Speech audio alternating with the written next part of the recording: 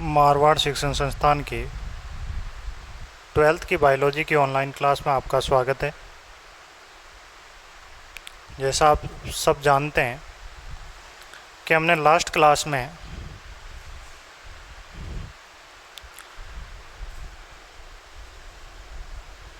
लघु बीजाणु जनन या फिर मैं कह दूं पराग कणों का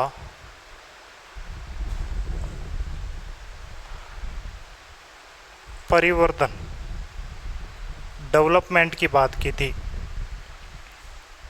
जिसमें हमने ये पढ़ा था कि एक लघु बीजाणु मात्र कोशिका क्या करती है, अर्धसूत्री विभाजन के द्वारा 4 लघु बीजाणुओं का निर्माण करती है। अब देखिएगा, हम बात इससे आगे की लेकर करते हैं और इससे आगे की बात करते हैं तो बात ये आती है, सबसे पहले ये भी पूछा जा सकता है आपसे परिभाषा के रूप में कि लघु बीजाणु जनन किसे कहते हैं। ये भी पूछा जा सकता है परिभाषा के रूप में, 1 नंबर का क्वेश्चन ऐसा आ सकता है बोर्ड एग्जाम की दृष्टि से पूछ ले आपसे, लघु बीजाणु जनन किसे कहते हैं। लघु बीजाणु जनन आपसे परिभाषा के रूप में पूछे तो आपको बताना पड़ेगा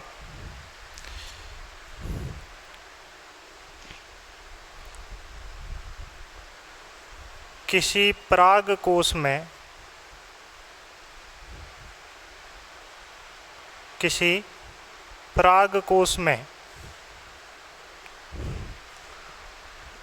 उपस्थित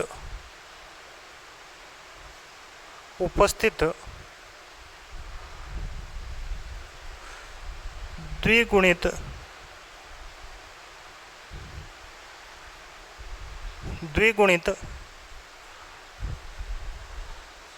लघु बीजाणु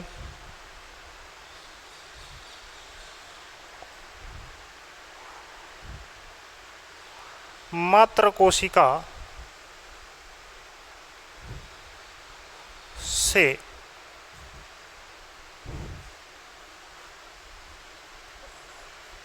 अर्धसूत्री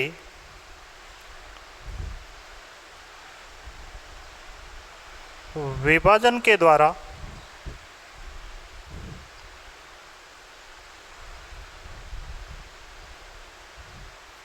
अर्धसूत्री विभाजन के द्वारा 4 अगुणित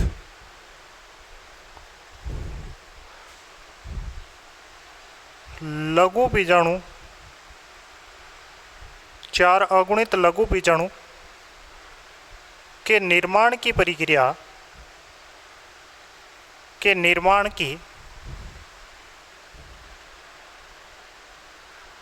प्रक्रिया क्या कहलाती है? आप लघु बीजाणु जनन कहलाती है। मेरे हिसाब से आपको ये परिभाषा समझ में आ गई होगी कि किसी भी परागकोश में उपस्थित द्विगुणित लघु बीजाणु मात्र कोशिका से अर्धसूत्री विभाजन के द्वारा अगर 4 अगुणित बीजाणुओं का निर्माण हो रहा है तो ये प्रक्रिया क्या कहलाती है? आपकी लघु बीजाणु जनन कहलाती है। क्या कहलाती है? लघु बीजाणु जनन कहलाती है। क्लियर है? अब देखिएगा होता क्या है, मैंने अभी भी लास्ट क्लास में आपसे बात की थी कि जो एक ये लघु बीजाणु मात्र कोशिका है और इसमें डिवीजन होता है अर्धसूत्री, और ये अर्धसूत्री फर्स्ट होता है जिसमें एक सेल ये बनी और एक सेल ये बनी, इसमें फिर अर्धसूत्री सेकंड होता है और ये 2 सेलों का और फॉर्मेशन करता है, और इस प्रकार से टोटल जो 4 सेल बनती है, यानी मैं कह सकता हूँ कि 4 लघु बीजाणु बने। क्या बने? 4 लघु बीजाणु बने। ये चारों लघु बीजाणु जो होते हैं, ये चारों लघु बीजाणु क्या बनाते हैं? एक मिलकर आपस में जो जुड़कर क्या बनाते हैं? चतुष्क बनाते हैं। क्या बनाते हैं? चतुष्क। चारों लघु बीजाणु हैं जो आपस में क्या रहते हैं भाई? संयोजित रहते हैं, और ये संयोजित होकर क्या बनाते हैं? चतुष्क बनाते हैं। तो चतुष्कों की संख्या या फिर चतुष्कों के प्रकार बढ़ेंगे। तो मैं कह सकता हूं कि लघु बीजाणुओं के द्वारा बनाए गए चतुष्कों के प्रकार हेडिंग अपनी बन सकती है चतुष्कों के प्रकार। हेडिंग अपनी बन सकती है चतुष्कों के प्रकार। क्या होता है कि जो लघु बीजाणु निर्मित होते हैं चार, ये चारों लघु बीजाणु आपस में क्या हो जाते हैं भाई, संयोजित हो जाते हैं और संयोजित होकर क्या बनाते हैं, चतुष्क बनाते हैं। तो ये चतुष्कों के प्रकार की बात करूंगा मैं। चतुष्क के प्रकार,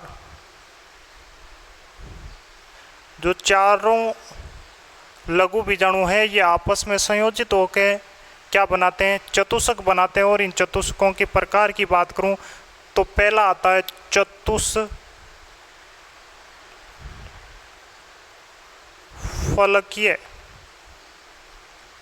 चतुष्फलकीय चतुष्क। दूसरा है समद्विपार्श्वीय। समद्विपार्श्वीय चतुष्क।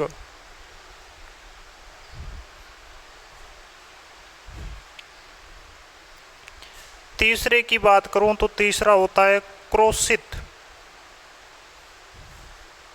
चतुष्क। और अगर चौथे की बात करूं तो चौथा होता है टी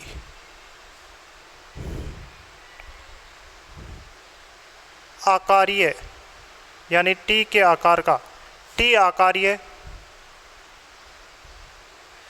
चतुष्क। और पांचवे की बात करूं तो पांचवा जो होता है अपना, देखो एक बार फिर बता देता हूं, चतुष्फलकीय चतुष्क, समद्विपार्श्वीय चतुष्क। और उसके बाद अगर बात करूं तो तीसरा था अपना क्रोशित चतुष्क, चौथा जो था आपका टी आकारीय चतुष्क, और पांचवा प्रकार हम ये कह सकते हैं कि रेखिक चतुष्क। रेखिक चतुष्क। टोटल कितने प्रकार के होते हैं भाई, 5 प्रकार के चतुष्क होते हैं। और पांचों चतुष्क जो आपके सामने दिखाई दे रहे हैं, चतुष्फलकीय यानी 4 फलकों वाले जो चतुष्क होते हैं, 4 फलक में व्यवस्थित हो जाते हैं, वो क्या कहलाते हैं भाई, चतुष्फलकीय कहलाते हैं। समद्विपार्श्वीय यानी समान 2 पार्श्वीय भागों में जो व्यवस्थित होते हैं वो क्या कहलाते हैं, समद्विपार्श्वीय। नाम ही बता देता, क्रोशित का मतलब एक दूसरे को कट करते हुए जो उपस्थित होते हैं वो क्रोशित कहलाते हैं। टी आकार का मतलब 2 ऊपर की ओर और फिर नीचे की ओर व्यवस्थित हो, यानी टी शेप आकार की बनाए, वो टी आकार की चतुष्क की श्रेणी में आते हैं। रेखिक का मतलब एक स्ट्रेट पोजीशन ये हो सकती है, या फिर लॉन्गिट्यूड या फिर लैटरल, जो भी हो सकती है, ये पोजीशन रहती है। हम प्रत्येक चतुष्क की बात करेंगे और इसी के साथ अपनी हेडिंग जो बनती है वो फर्स्ट हेडिंग को लेकर बात आती है। और फर्स्ट हेडिंग बनती है चतुष्फलकीय चतुष्क। क्या बनती है हेडिंग, चतुष्फलकीय चतुष्क।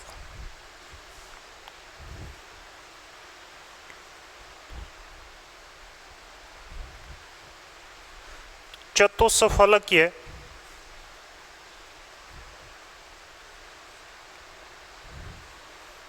क्लियर है। अब देखो इसकी डायग्राम की बात करूं तो इस प्रकार से होता ही है।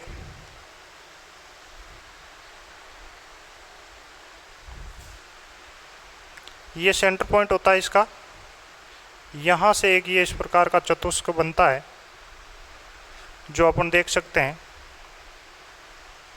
दूसरे की अगर बात करूं तो ये इस प्रकार का हो सकता है यहाँ से,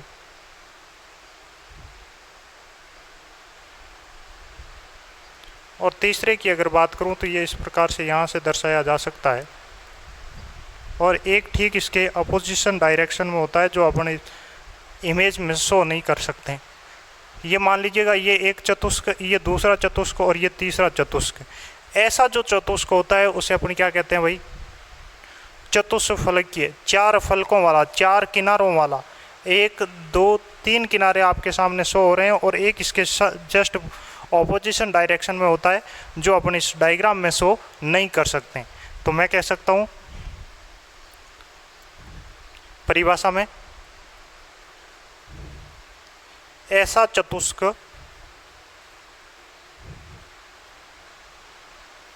ऐसा चतुष्क जिसमें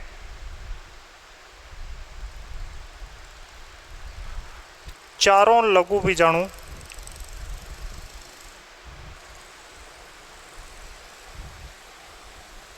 ऐसा चतुष्क जिसमें चारों लघु बीजाणु चार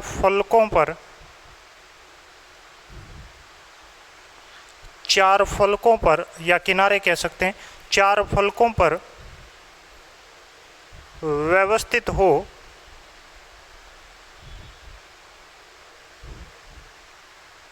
क्या कहलाता है भाई आपका?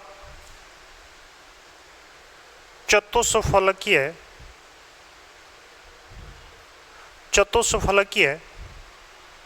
चतुष्क कहलाता है। क्या कहलाता है? चतुष्फलकीय चतुष्क कहलाता है। अब बात अगर इसके एग्जाम्पल की करूं तो एग्जाम्पल इसके रूप में क्या हो सकता है भाई? उदाहरण तो एक पादप है जिसका नाम है कैप्सेला। क्या नाम है? कैप्सेला। ये इसका बेस्ट एग्जाम्पल है। इसके अलावा जितने भी डाइकोट्स हैं, यानी मैं कह दूं द्विबीजपत्री पादप, ज़्यादातर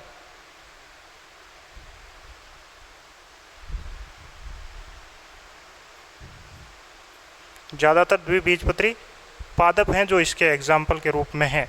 एक तो कौन सा है? कैप्सेला है, और दूसरा डाइकोट्स जितने भी प्लांट है वो सारे के सारे इसके एग्जाम्पल के तौर पर होता है। हुआ क्या है? चार लघु बीजाणु बने थे, चारों के चारों आपस में जुड़ते हैं और जुड़कर क्या बनाते हैं भाई? चतुष्क बनाते हैं। क्या बनाते हैं? चतुष्क। पूछ ले किसके द्वारा जुड़े होते हैं? तो ये कैलोजन नामक तंतु होते हैं, उन कैलोजन नामक तंतुओं के द्वारा ये जुड़े होते हैं। लेकिन जब ये परिपक्व स्टेज में आ जाते हैं तो परिपक्व स्टेज में आने के प्रारंभिक स्टेज में इस प्रकार के चतुष्क होते हैं, ठीक है ना। जब परागकण पूरा निर्मित हो जाता है उस समय ये क्या हो जाते हैं? पृथक हो जाते हैं। लेकिन कुछ में पृथक भी नहीं होते हैं, जुड़ी हुई अवस्था में बने रहते हैं। वो क्या है, कौन से अपवाद रूपी है, ये बातें अपन आगे करेंगे। केवल अभी हम बात किसकी करें? लघु बीजाणु जो बने थे वो लघु बीजाणु क्या होते हैं? चारों जुड़े हुई अवस्था में होते हैं। किससे जुड़े हुए होते हैं ये आपसे पूछ ले तो भी ध्यान रखना, कैलोजन तंतुओं से। कौन से तंतुओं से? कैलोजन तंतुओं से। ये आपस में क्या होते हैं? बंधे हुए रहते हैं, एक दूसरे से अटैच रहते हैं। क्लियर है? अब कैलोजन तंतुओं से जुड़े होते हैं और ये चारों फलकों पर जो व्यवस्था होती है उन चतुष्कों की बात करते हैं। और चतुष्फलकीय यानी ऐसा चतुष्क जिसमें चारों लघु बीजाणु चार फलकों पर या किनारों पर उपस्थित हो वो चतुष्फलकीय चतुष्क कहलाता है। एग्जाम्पल और डायग्राम दोनों के साथ मैंने बात की है, आई होप क्लियर हो गया होगा आपको। कैप्सेला और दूसरी हमने बात की है डाइकोट्स जितने भी प्लांट है इनकी। अब दूसरी जो अपनी हेडिंग बनती है वो हेडिंग बनती है अपनी कौन सी?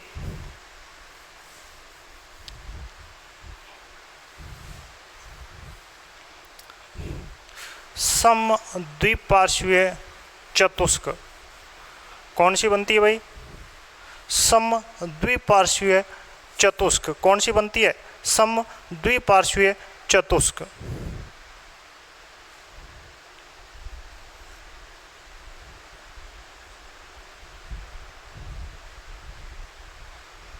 समद्विपार्श्व चतुष्क की बात करूंगा। किसकी बात करूंगा? समद्विपार्श्व। नाम ही बता देता है, सम का मतलब समान, द्वि का मतलब दो, पार्श्वीय भागों में उपस्थित हो तो ऐसा क्या कहलाता है? समद्विपार्श्व चतुष्क कहलाता है। क्या कहलाता है? समद्विपार्श्व चतुष्क। इसको देखो इस प्रकार से मैं डायग्राम में शो कर सकता हूँ। मान लीजिएगा ये एक इस प्रकार का, तो मैं इस प्रकार से इसको दर्शा सकता हूँ।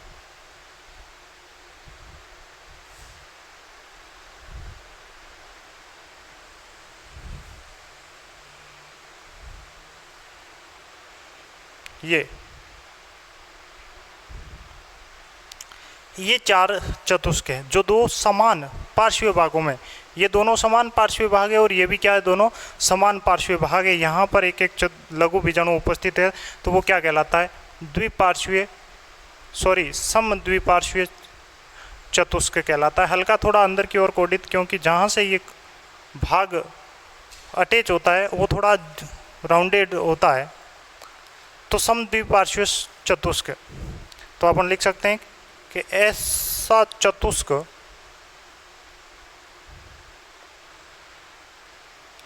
चतुष्क जिसमें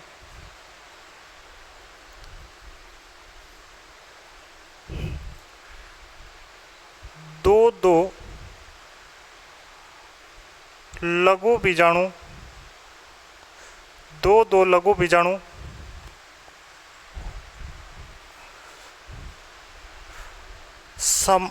पार्श्वीय भाग में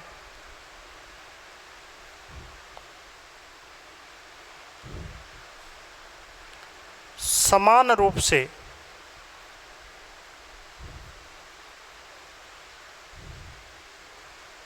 उपस्थित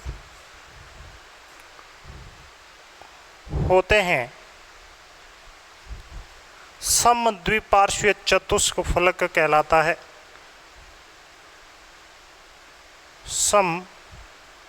समद्विपार्श्व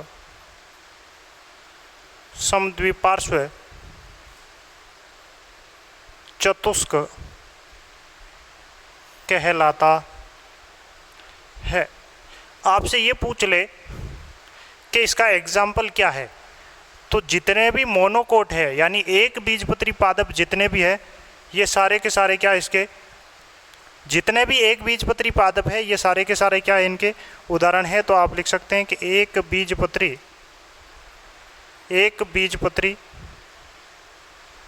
पादप क्या है, एक बीजपत्री पादप इसके एग्जाम्पल है।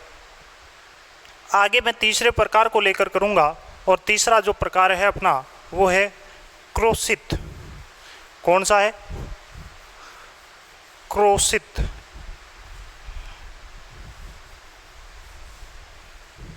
तीसरा जो प्रकार रहेगा वो अपना क्या रहेगा?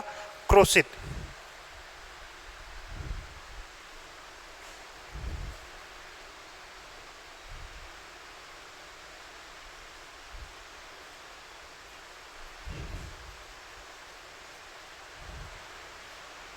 क्रोशित चतुष्क होता क्या इसमें, ये मान लीजिएगा इस प्रकार का कोई एक आपके सामने, और इसमें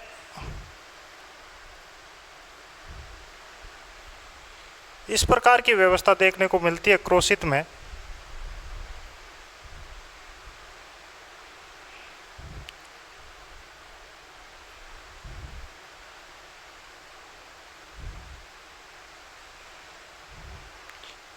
एक जो इसका बीजाणु रहेगा वो हल्का इसके अपोजिट डायरेक्शन में रहेगा। ये जो भाग होता है ये क्या कहलाता है? क्रोशित कहलाता है। क्या कहलाता है? क्रोशित। तो लिख सकते हैं ऐसा चतुष्क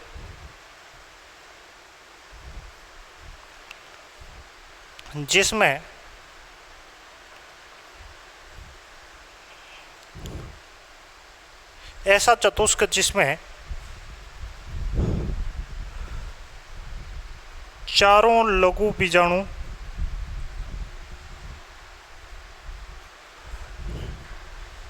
आपस में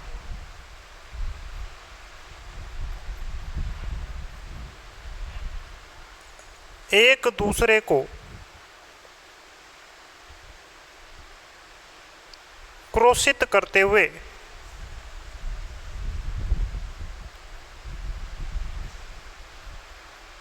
व्यवस्थित हो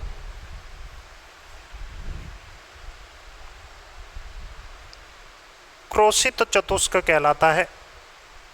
क्रोशित चतुष्क कहलाता है।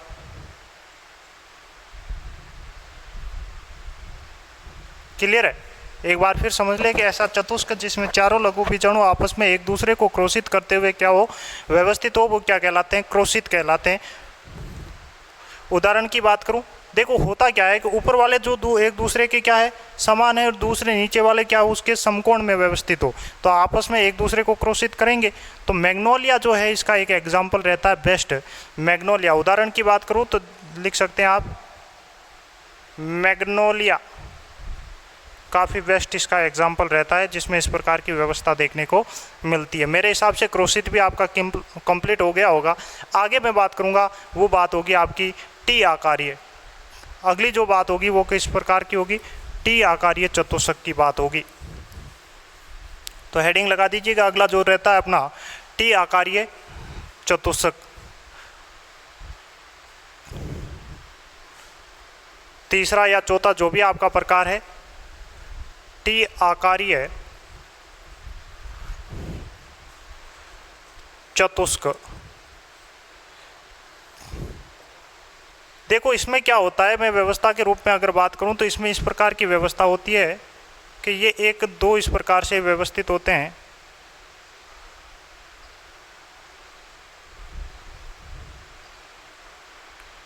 और इसके बाद जो होता है वो एक दूसरे के समकोण पर ये इस प्रकार से व्यवस्थित होने के बाद जो दूसरा इसका भाग होता है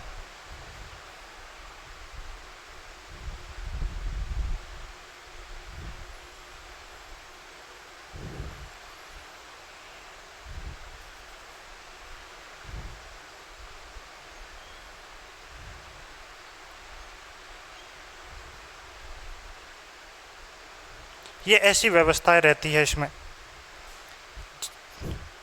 ये चारों चतुष्क बनते हैं। तो ये क्या होता है आपका टी आकारीय चतुष्क, जो दो तो ऊपर की ओर है, जो क्या होते हैं दोनों समकोण में ऊपर की ओर है, और वो कौन से अनुदैर्ध्य प्रकार की लॉन्गिटेटिव है, और दोनों ये है जो लेटरनल है। ठीक है, तो लिख सकते हैं अपन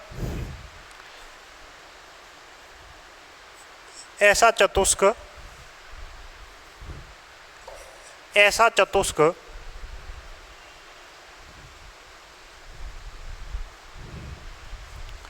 जिसमें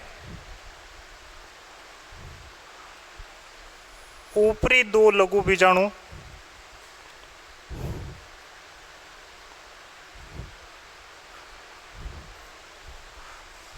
अनुदैर्ध्य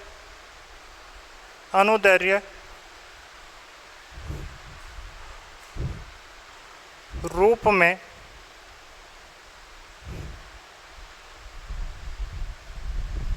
व्यवस्थित हो,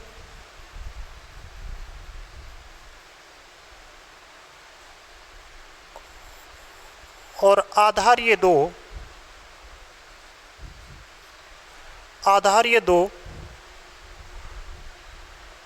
लघु बीजाणु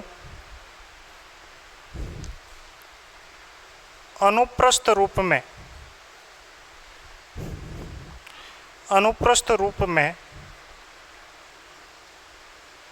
व्यवस्थित हो,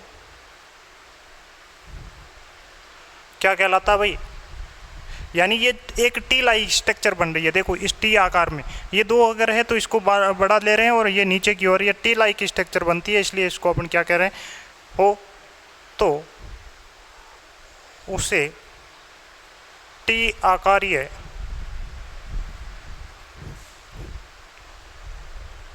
चतुष्क कहा जाता है।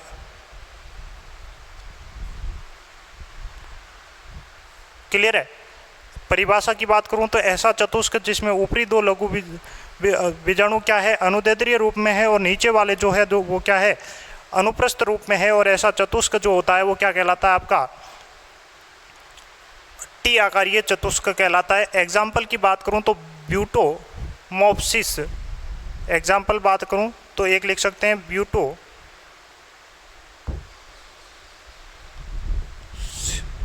ब्यूटोमॉप्सिस, और सेकंड एग्जाम्पल की बात करूं तो सेकंड अपन कहते हैं एरोस्टोलोकिया।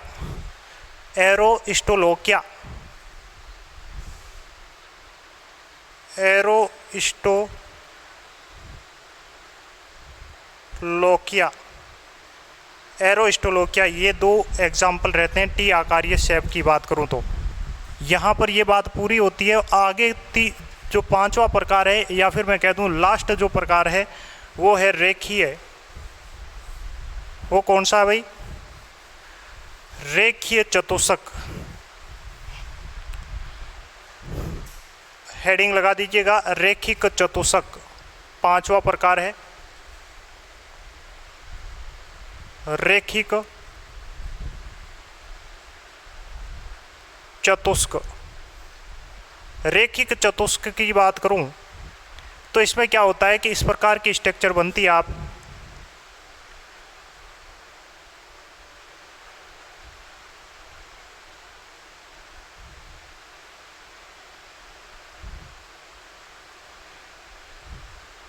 एक, दो, तीन और चार, यानी एक रेखा के रूप में, चाहे लॉन्गिट्यूड हो सकता है चाहे लेटरनल हो सकता है, जो भी होगा एक रेखा के अनुदिश होगा। तो लिखिएगा ऐसा चतुष्क जिसमें चारों लघु बीजाणु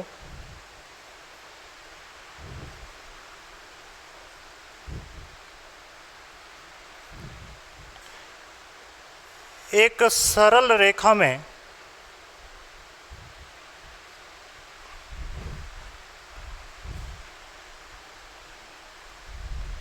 व्यवस्थित, एक सरल रेखा में व्यवस्थित होते हैं,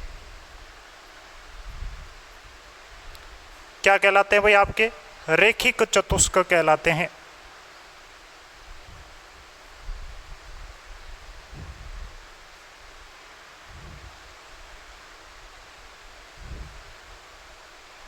क्या कहलाता है भाई? रेखिक चतुष्क कहलाते हैं।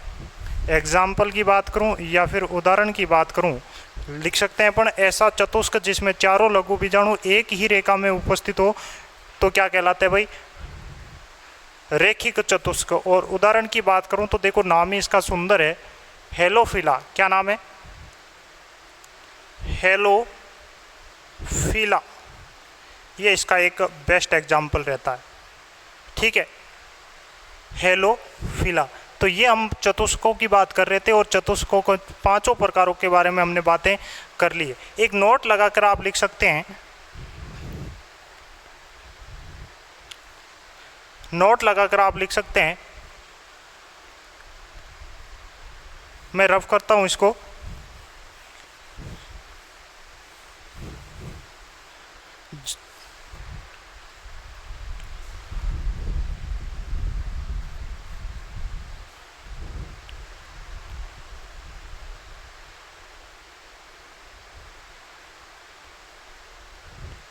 एरोस्टोलोकिया एलिगेंस, एरोस्टोलोकिया अभी हमने एग्जाम्पल की बात की, एरोस्टोलोकिया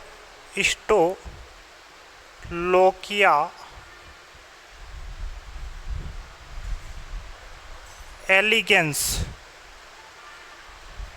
एरिगेंस भी कहीं मिलेगा आपको, एलिगेंस ये एक प्लांट है,